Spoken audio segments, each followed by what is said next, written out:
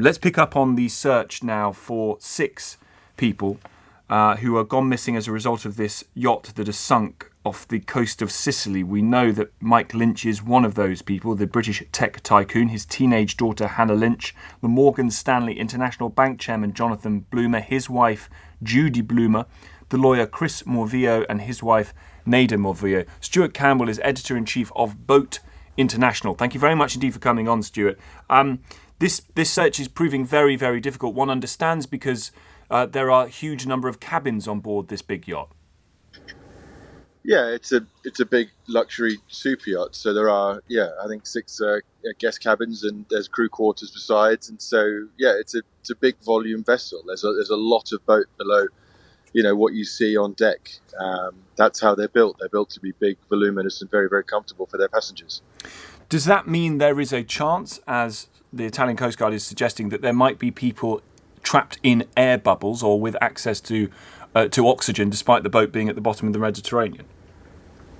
Well, I mean, I just don't know, and I don't think anyone can know. I mean, they are, like I mentioned, huge boats, below the deck level. So, I'm sure it's certainly conceivable that there are air pockets, but I just don't know enough about survivability at those depths with that amount of air to speculate, really.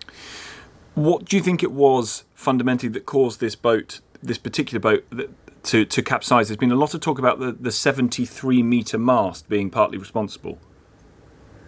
Well, that's the thing that's really baffling everyone in the super yacht community. And I've spoken to owners now of very similar boats. I've spoken to captains of sister ships. There are 7 other of these 56-metre Perinis out on the water, and no one can quite figure it out.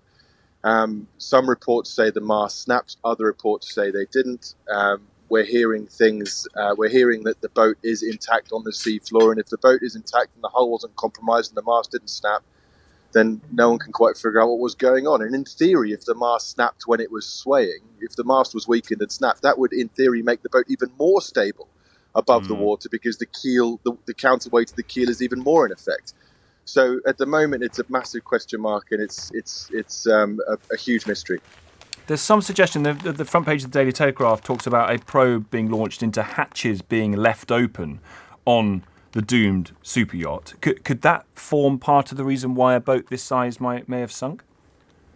Sure. I mean, a boat like this has lots of hatches for side hatches for provisioning, transom doors and things like that. But even if hatches were left open, it doesn't necessarily explain the pace of the sinking.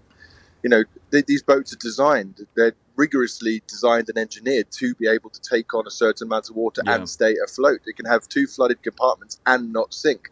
So the fact that it sank so quickly, at least that's what we're being told, is what no one can quite figure out, why that happened. Clearly, we wait for an answer, Stuart. As you know, you got to get the boat and have a look at it to understand how it ended up being at the bottom of the Mediterranean, and the lives that may well have been lost is very, very tragic. But do you think an open mind should be kept as to what may have ended up sinking this boat?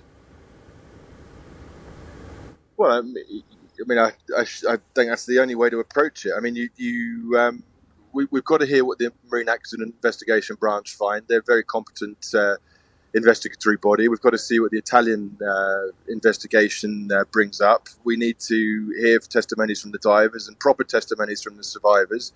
We've only had snippets of comments from crew.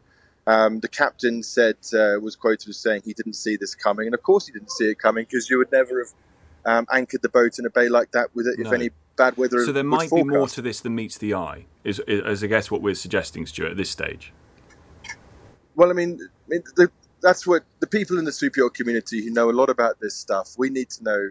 Everyone's asking why the boat sank, obviously, and how it could have sunk so quickly when these boats are designed, obviously, to stay afloat for as long as possible. It's not easy to sink a boat like this. So we need to find out why that was. And, I don't want to lend credence to any other fevered speculation around this, but just from a naval architecture point of view, from a safety point of view, there are clear lessons to be learned here for my industry. So we're very keen to hear the results of those investigations. Understood.